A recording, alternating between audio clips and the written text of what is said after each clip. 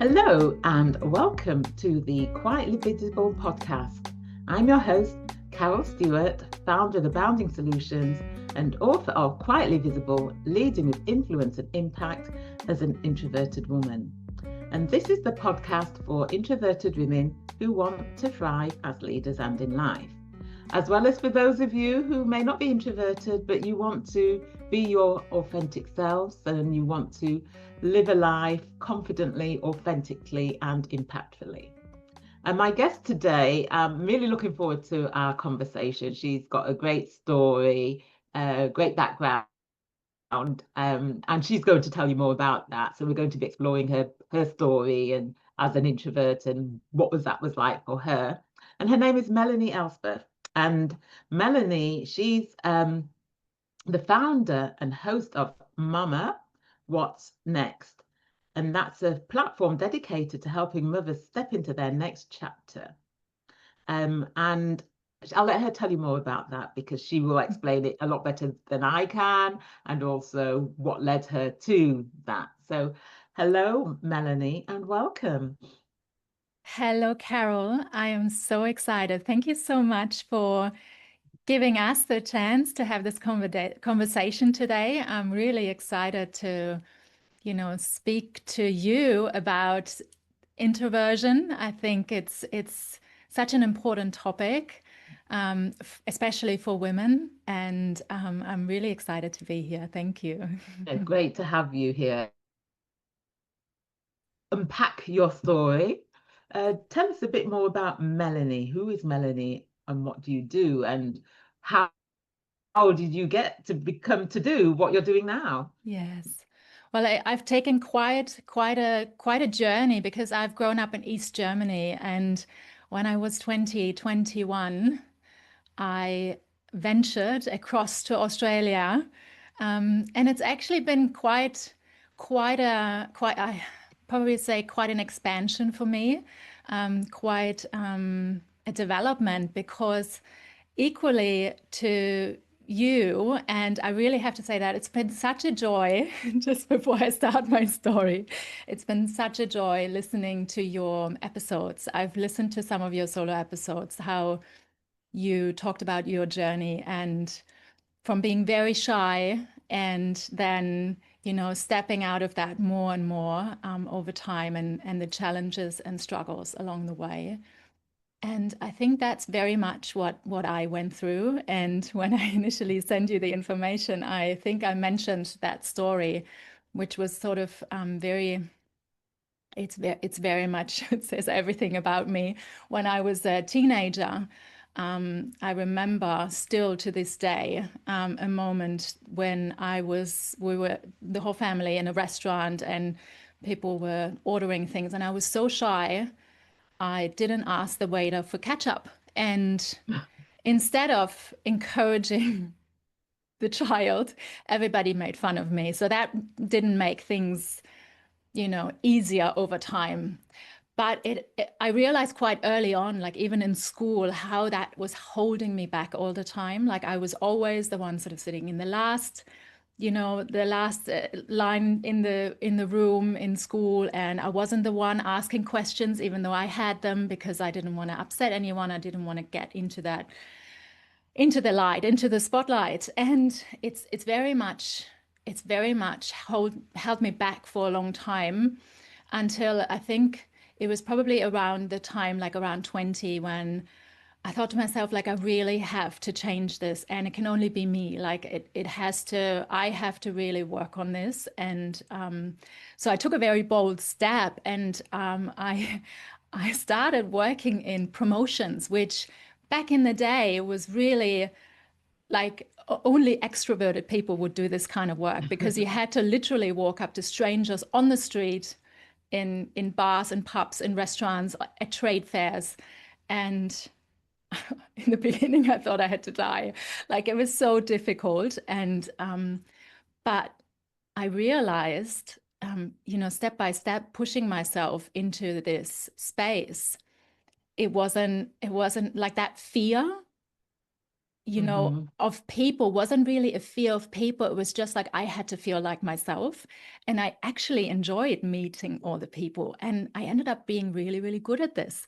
Like I got all the best jobs, you know, and from the agencies, and they always booked me for the best things, because when I feel like this is for me, like that's the right space for me. And you talked about that too, when we feel like ourselves, when we feel grounded, when things are clicking in, then we can really shine, I think. So and so I really, really enjoyed it. And then I went to Australia, and you know, that's the first time when I stepped into a corporate environment. And I also, that's another thing you mentioned quite a few times, you know, about the corporate space, that we feel this very much not belonging into this world of extroverts, into this world of like hype and look at me and showing off in meetings, being loud, being visible all the time, so that you will be promoted, so that people will consider you.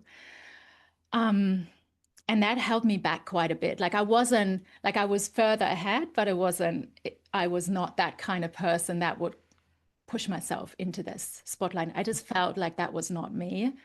And I was overlooked, and I didn't, even though I tried lots of different things, like in the first company I just didn't get a chance, you know. They would always pick people that kind of were fit to that company culture at the time, which was sad. I would have loved to stay.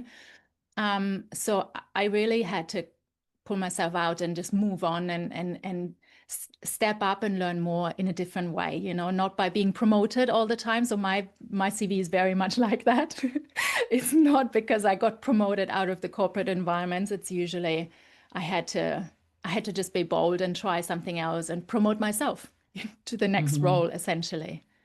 Yeah. So yeah, it's great. And there's a few things there that I want to sort of unpick. So one is the shyness and the introversion, because people often think that shyness and introversion are the same thing, but they're not.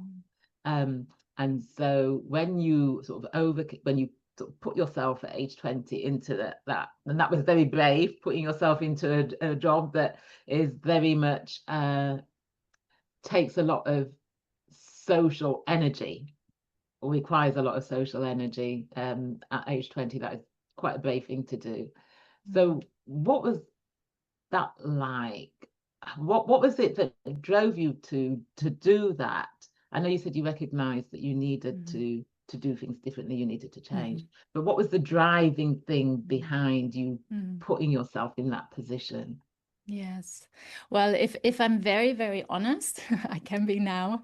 I think at the time, because the way I was brought up made it quite difficult for me to believe in myself, because I wasn't really the one that was listened to and that was understood. I was quite the opposite, always in the family. So I think at the time really was very much, and also the step to Australia was very much about, people said, she's never going to do that. You're never going to do that. And that really drove me, like it really drove me to prove them wrong. And while I would really now say this shouldn't be the driver for you, it's not for me anymore. Like I really do it for myself now when I do this, or for the purpose, the meaning that the impact that I want to create. But back then that helped me. I wanted to prove them wrong. And it worked, you know, it worked for me. It was enough of a push to, there's many successful people in the world, you know, that kind of needed that external force to kind of push them into the space where they belonged. Yeah. Yeah, and that can be a driver, that you wanting to prove people wrong, or not wanting to be you know, I can relate to that, but in a different way. So when I became a single mum and my son was small, I didn't want to be, you know, stereotyped as a typical single mum, and I didn't want my son to miss out. So I know that was my drive, that I didn't want people to be able to say, oh, she's a single mum on benefits or that sort of thing. So that was my driver, to be able to prove people wrong in that way, that I'm not like that. So I can Yes. relate to what you're saying there. Yeah. Uh-huh. And so when you moved to Australia, did you have family there, or no, you just took yourself off? Took myself off. Yeah, it was a friend actually who kind of initiated the whole travel when we were young still, and I was like, oh my God, I don't even know where Australia is. And for her, it was always a lifelong dream. And I'm like, pff. I was waiting for a spot at university at the time, and I was like, I might as well use the time to learn English.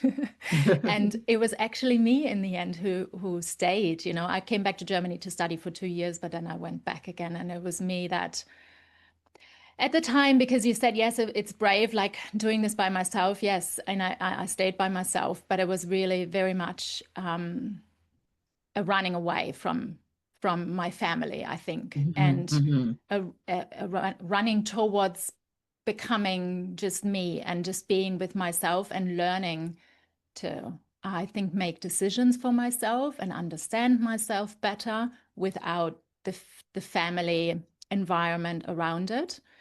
That made everything always seem wrong, I think. And me, that feeling of not belonging that you often talk about. And yeah, so Australia was very much stayed there in all of my 20s, and I think I really just loved the people, the kindness, and I integrated really well and really loved life there, and also the career opportunities, you know, compared to Europe now, when I see the difference. Already back then, there were a lot more women, you know, in leadership positions. It was a lot more normal than I would say it was in Germany, for example, now, or Switzerland. Yeah. And so, as an introverted woman going into a totally different new country, Yes. how did you integrate? And how did you integrate yourself? What sort of things did you draw on to, so that you didn't just shy away in a corner, but you put yourself out there? What sort of things did you rely on or draw on to enable you to do that? I think I started at the time. I already started. I had a friend who was very spiritual, and she kind of gave me some tools and, you know, things that she explained to me that made me sort of find a way towards myself. And I think that what I realized is that it's okay to just be by myself.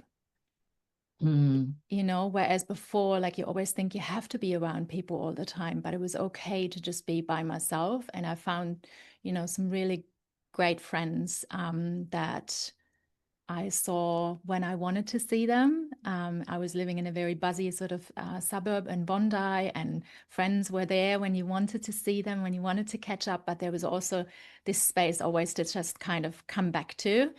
The challenge was more, and I often had to, I guess, face this by myself, you know, working in corporate spaces. Because you doubt yourself quite easily, because I was just not that the woman that, you know, a good example is when you have opportunities to shine. I started telling myself, no, I'm the one, and I really believed it. I'm the one that loves to work in the background. I love to pull the strings. I'm really good at that. I don't want to be the one giving the speech, talking. And at the time, I really believed that. And later on in my career, in my 30s, I guess, I realized how much I was really blocking myself. And because we start to believe that stuff that we tell ourselves, because sometimes, you know, it's not that's the thing with the introversion, I think. It doesn't necessarily mean that we would be bad at this. We just have to feel comfortable. And I realize now, even like speaking to you, there are people I speak to that make me uncomfortable and nervous when I speak to them. Even if it's just the one-on-one, you know, and you get nervous and you get flustered. And I can't form normal sentences. I'm like, oh my God, you know? And it's the same with if you had to like speak in front of people, like doing presentations. Because if you have an environment in general, in taking, not every corporate is the same, which you would know. It doesn't mean that you can't thrive if, you know, but you have to find the right kind of culture. I think that's why it's so important. Because then if you find the right culture and they value people like this, and there's more of us there, then you can find that calm and that grounded kind of feeling, and then you feel like yourself. Yeah, and I think that is so important. The environment, the culture, and the environment is so important, and that is, was one of my coaching clients that really got me looking and doing more research into belonging and psychological safety, who had said in her the organization she was working at when she was having the coaching, she didn't speak up. She experienced imposter syndrome. It was very challenging for her. But when I'd asked her about her previous workplace, she said that she thrived. And I asked her, well, what was different? And she said, they made me feel like I belonged. And that just sent me down a path of inquiry, looking into, well, what happens when people feel like they belong and they feel psychologically safe.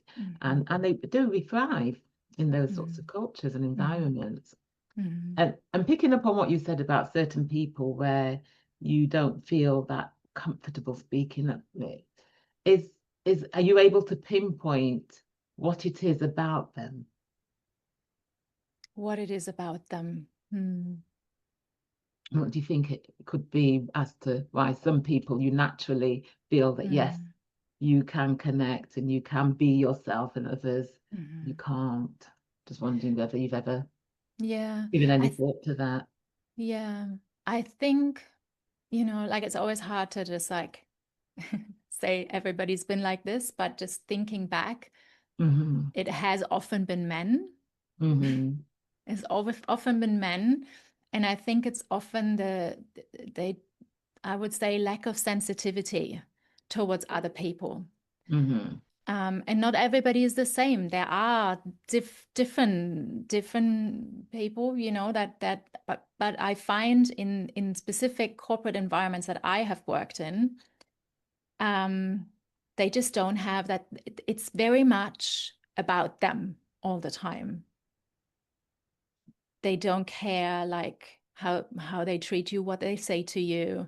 They don't care if you're being developed, if you're learning something. The only thing they really care about is their result and that they are moving up the ranks, and which doesn't make for a good leader. It does not. But sadly, and sadly, it's like that, you know, in corporate spaces. You would know much more about this than I do, because that's your daily work, right? Yeah. So yeah, and it's something that I see a lot, that individuals, how they are, you know, somebody's listening, somebody's empathetic, then it's easier to warm to them, it's easier to connect with them than somebody who's all about themselves. And one of the things, you know, that I see, and what research does suggest, is that introverts are typically good listeners and empathetic as well. So you know, that I guess those are some of the strengths or superpowers, I like to call them, that we can lean into to make other people feel at ease, and to connect with them as well.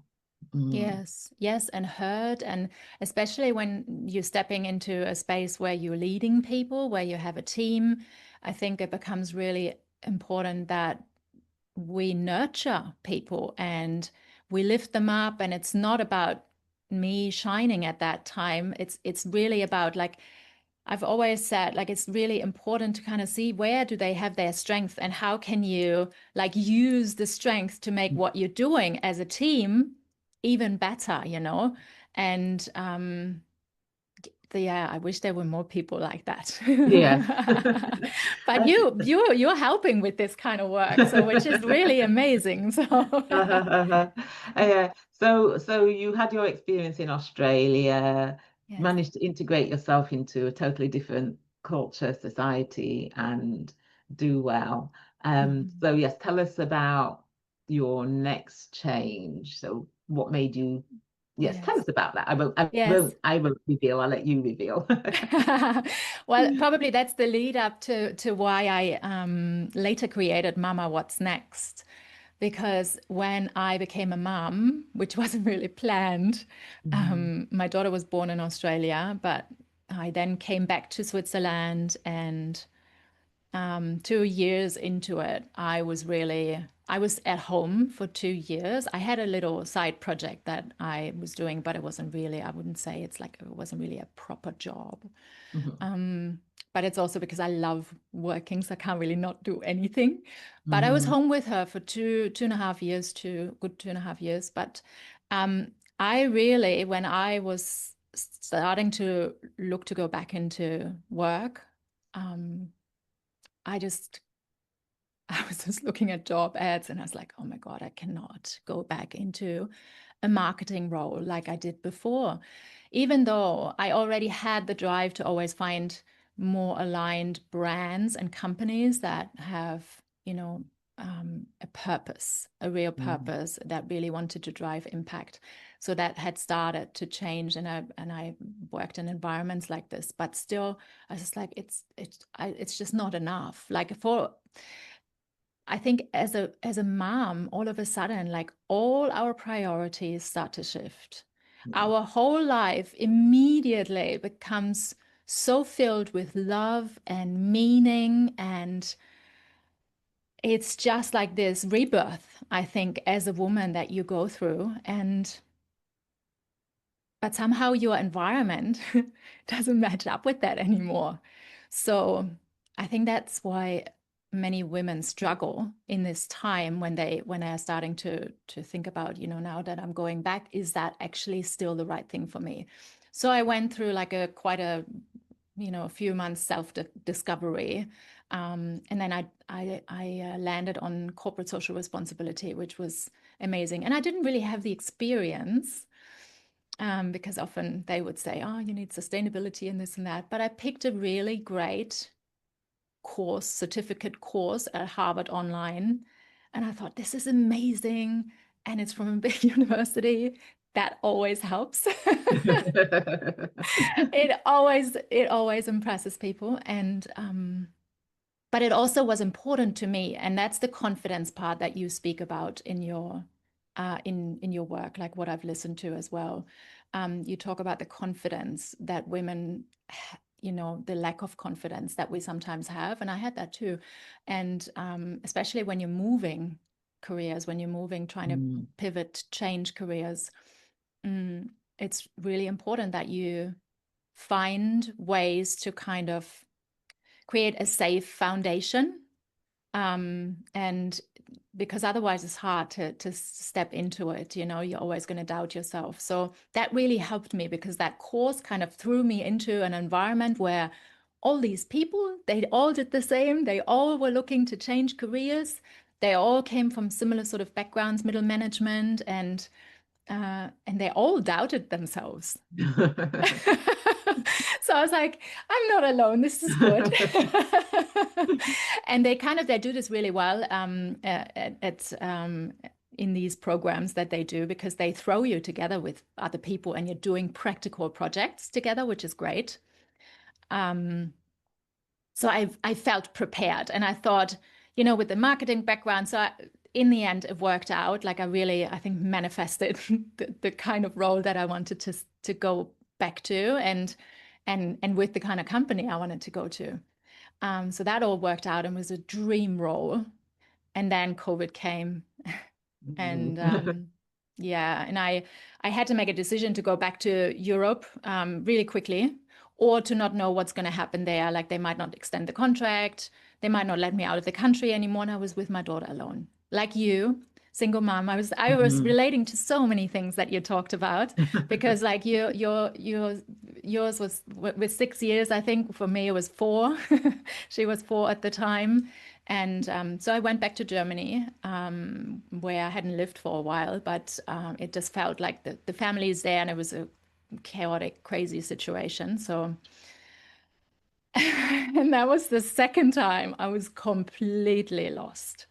Like it was because I just that kind of role I couldn't find there. So I was like, oh my God, what am I going to do now? So, and then the soul searching started again. And eventually it was a hard time, I have to say, based on that I was in such close proximity with my family.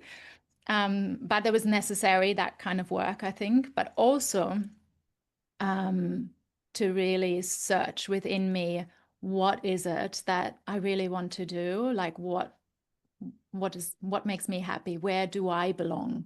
Not what everybody else says, what I should be doing, how I should be living my life with my daughter, what would be the best for her. I started to just tune into myself more. And I think that's really, really important for us to just spend time with ourselves. And I got a great mentor, I have to say as well, at the time, who helped me over 3 months, that we did some deep work together. And then, because it was almost like when I'm passionate about something, like my fire's on and I almost can't stop thinking about it, talking about it. Can you relate to that? Yes, I definitely can. Yeah. Yes, and that fire was off for 2 years, I think, when I was in Germany, and I was like, oh, I really needed help. So, and then somehow this whole exploration always brought me back to the big changes that we have as mothers and what we're going through, and that there's not enough talk about it. And I saw so many women struggle around me, always saying, oh, you're so lucky that you get to do this. You're so lucky that you're doing this.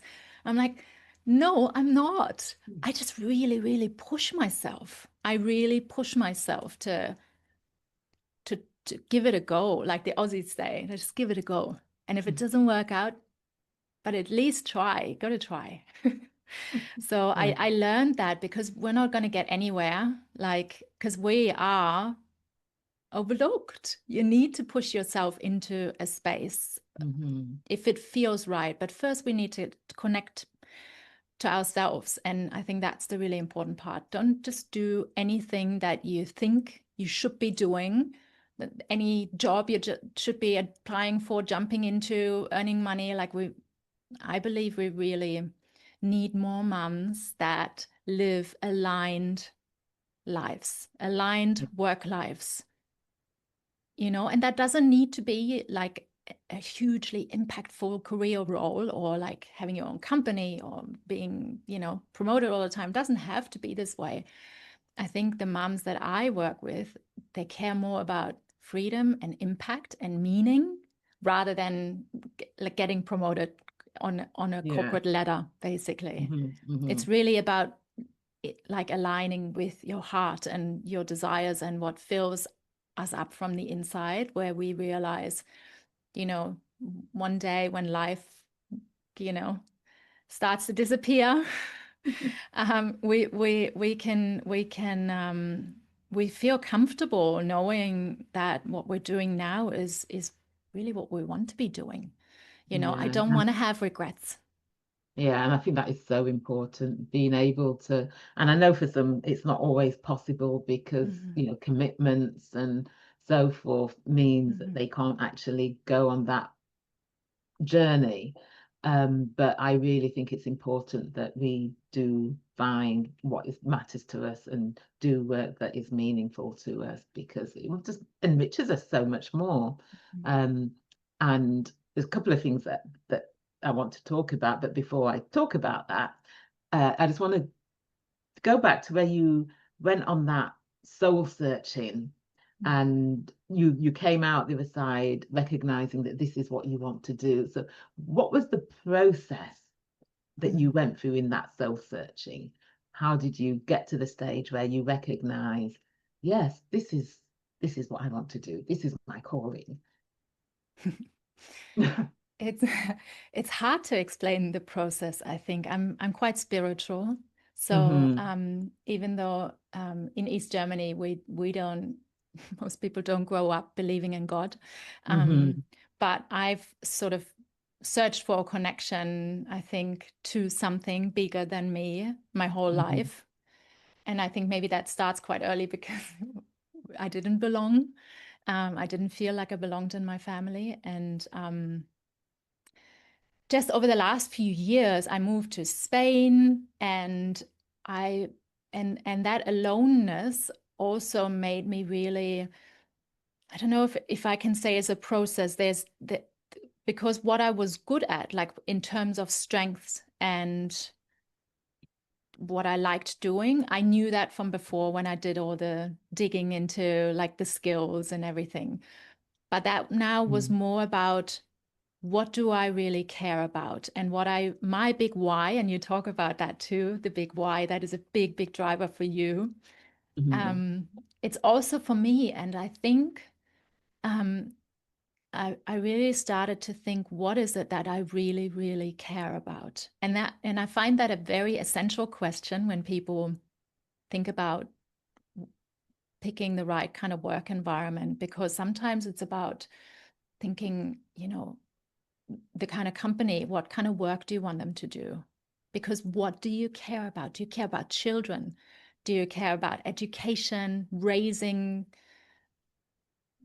children, improving education? Like for me, my big why was I always improved things in companies. If I wanted to or not, it just happened. Like even if it's just like simple processes, I always found ways, because I realized that fed me, when I had a boring job sometimes, improving things for other people helped me feel better in my role.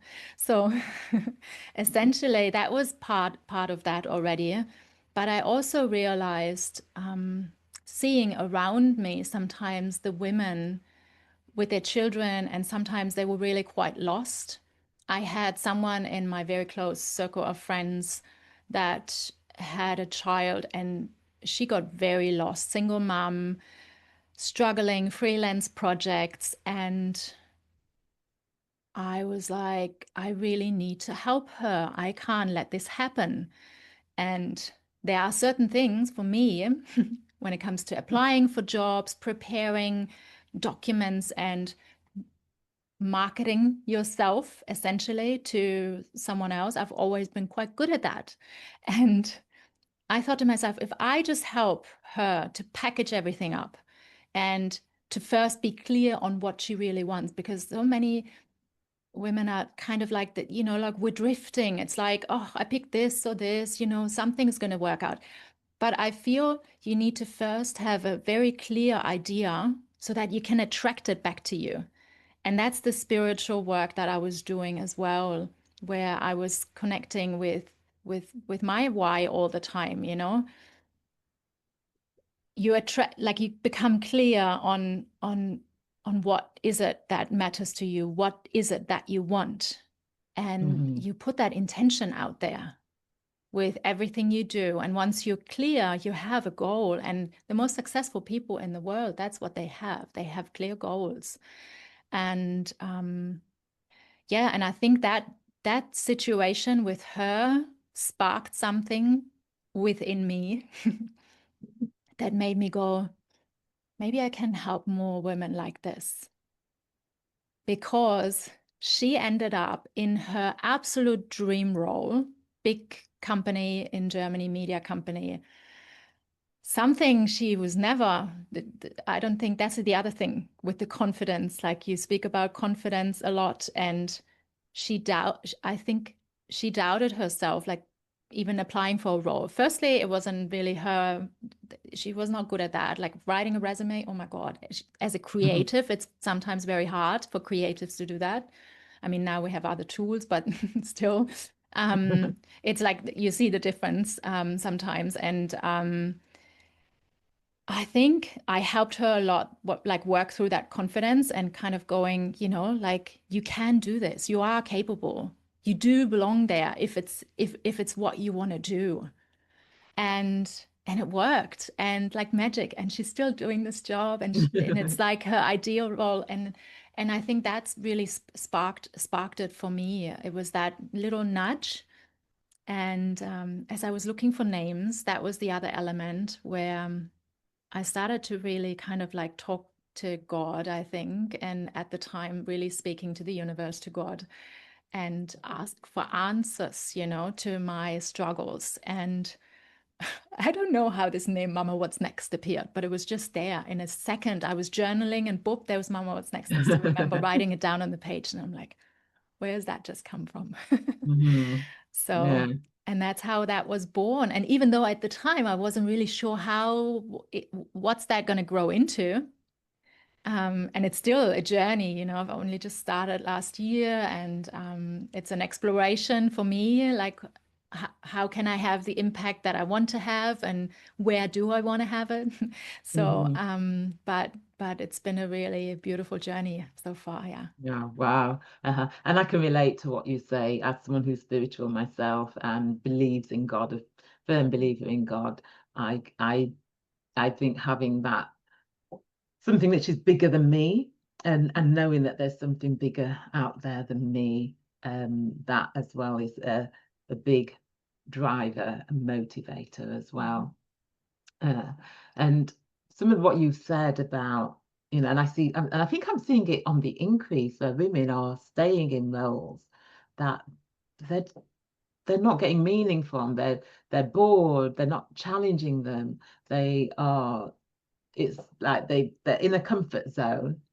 And I did a post about this on LinkedIn, was it last week or earlier this week, about bore out, which Mhm. is on the increase. And like bore Mhm. out is like the Yeah. opposite to burnout. So where people become or in a role which they just find meaningless, and because of that they become demotivated. They can even become depressed. They experience similar symptoms to burnout. And I think I'm seeing more and more people Mm. experience that. And in my coaching, I've had a few people this year that have been Mm. experiencing that as well. Mhm. Um, Mhm. so I think finding work that you value, or an organization that values are aligned with yours, is so important as well. Mhm. Mm. Mhm. Absolutely. And I remember actually talking about the bore out as well, because I've experienced that sometimes when I Mm. didn't feel challenged anymore. I'm also a human design manifesting generator. I don't know if you're familiar with the terms, but it's like we jump from one to the next to the next, Hmm. because we love to learn the new things, and that's really part of our energetic makeup. That made me feel like, okay, that's actually okay that I'm like this, you know? So again, like that feeling of belonging that some Hmm. tools create for us these days are great. You know, it's a really nice thing for us. Um, but yes, the bore out, it's I feel for women, especially moms, I think a great compromise or even a better way to work in the future might really be to think about, well, maybe, and you mentioned this before, and I can relate because I'm a single mom, and it's like you don't have all the choices. Sometimes we have to make the hard choices, but I always felt I cannot compromise my why. I cannot go into a role like this and just be dead, like, and just do it just for the money. And that's like there's always been voices to me going like, well, some things you're just gonna have to do it, like other people gonna have to do it too, you know. And that's okay to a certain extent, but I think you might find a way that you can work a role like this maybe at 60% or 80%. And you go, okay, I'll do this job. But on the other side, I'm going to start something that fills me up creatively and with impact, where I get to maybe have a podcast or create art or run networking events with women. I mean, there are so many. I loved your part about the networking, by the way, too. You talked about the different ways of networking. But it's there are so many ways where we can do that on the side. It doesn't have to be the full time if it doesn't work financially. That's the compromise that we can make, and then that actually lifts you up to a higher level, because that's going to fill up yourself so much, your cup, that you might easily take this job that doesn't challenge you so much, you know? And it doesn't matter so much anymore then. You're just going to go, you're going to do your thing, you're going to do a good job, but you don't need to have that feed everything in you. Yeah, no, that's great advice. And so, Mama, what's next? How how do you work with mums to discover Yes. what's next? So how do people sort of work with you? How do Mhm. you, what do people Yeah. need to do if they wanted to work with you? Yes. Well, it's very much customized, personalized to whoever comes to me, like working one-on-one at this point, um, because that's still an exploration also for me, but also like every journey is different. And some women, for them, is an issue of they're just doing too many things. They Mhm. might need to learn also to say no to certain things and yes to the things that they really, really want. That's a big one, that. You know, and then they can step into the right space for them, but that's the kind of like work you need to also do underneath that. And then there's other women that they might come from a corporate space, they've been away for a few years, maybe being a stay-at-home mom, and then they might realize, similar to me back in the day, it doesn't really quite feel right anymore. So you might have to just dig into like, what is it really that I care about? What am I really, really good at? What have I Mhm. really enjoyed in all the different roles and companies? And then to see like how, you know, work environments have changed. And I always feel like sometimes we were, oh, but there's nothing out there like this. You will realize when you have that intention in your mind and you picture that kind of company and the kind of work that you want to do, somehow these you'll find these jobs. They Mhm. will, they'll maybe they'll be created for you. I don't know Mhm. how it works exactly, but I've had this experience myself, you know, several times where magic has happened. And Mhm.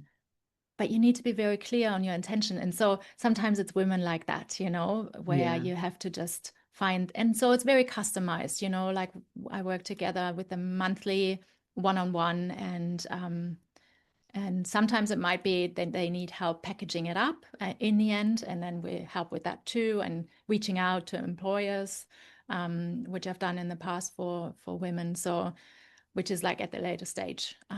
But yes, Mhm. yeah, Yeah. that's the And I work. think and I think what you said there about um finding, thinking that there's nothing out there that fits what you want. I think it's about being open and curious, because sometimes we can close our minds and think, when we limit our thinking that, oh, there's nothing out there for me, there's nothing that fits what I want to do, and we close our minds to being open to seeing, well, they exist, but it's about getting Mhm. curious, I think, being curious to, well, what could be out there and what are the possibilities Mhm. that exist as well. Yes. Yeah.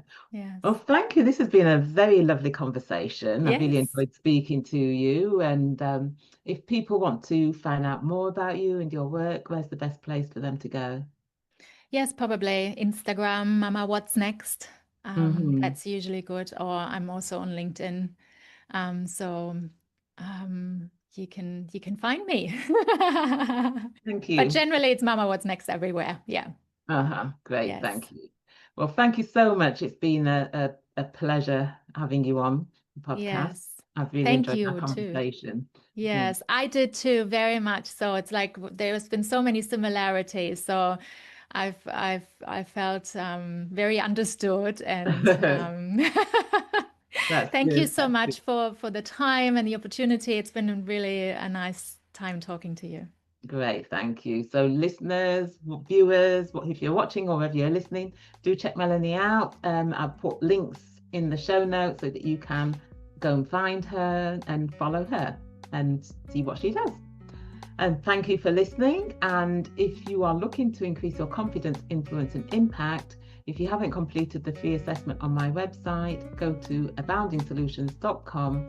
Under the free resources, there's an assessment that you can complete that will give you ideas about areas that you can focus on. And so until the next time, bye.